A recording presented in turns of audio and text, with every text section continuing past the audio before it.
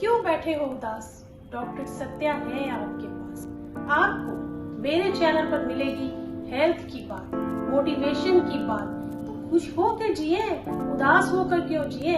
क्योंकि love you जिंदगी।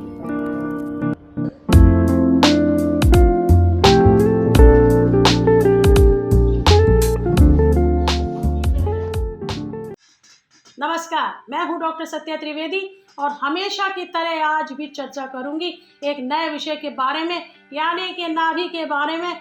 नाभि जो कि हमारे शरीर का सूर्य केंद्र कहलाती है, और नाभि जिससे होकर के 72,000 नाड़ियां गुजरती हैं।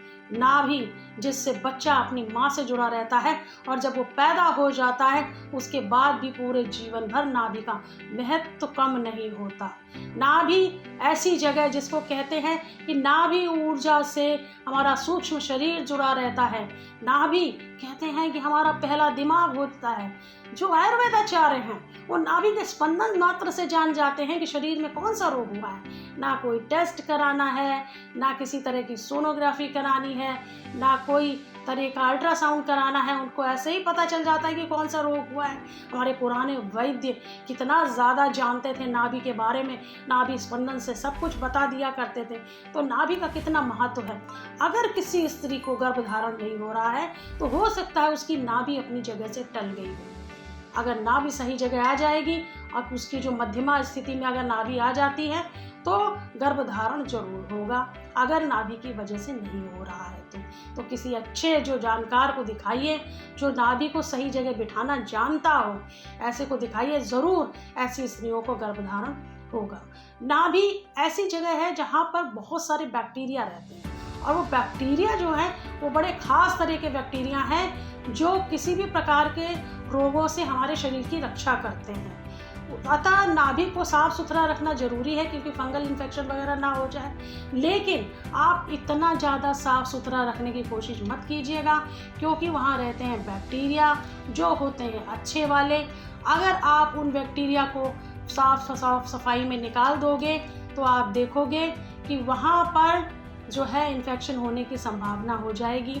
तो अच्छे बैक्टीरिया को मारना भी नहीं है, और ध्यान भी रखना है कि वो जगह हमारी साफ सुथरी रहे।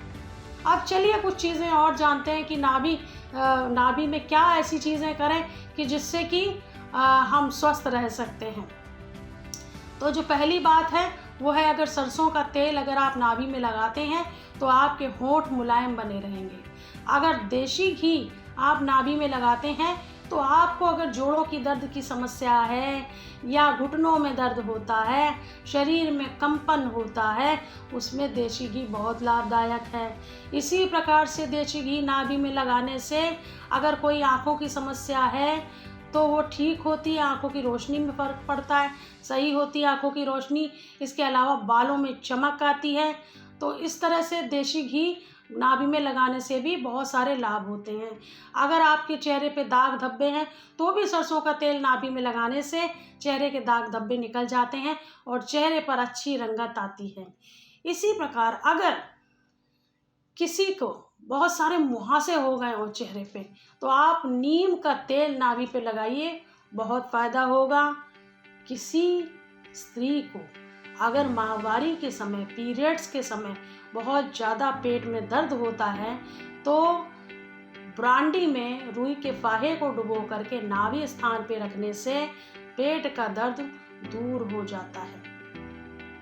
नाभि को नम रखना बहुत ज़रूरी है, उसके लिए टी ट्री ऑयल बहुत बढ़िया है।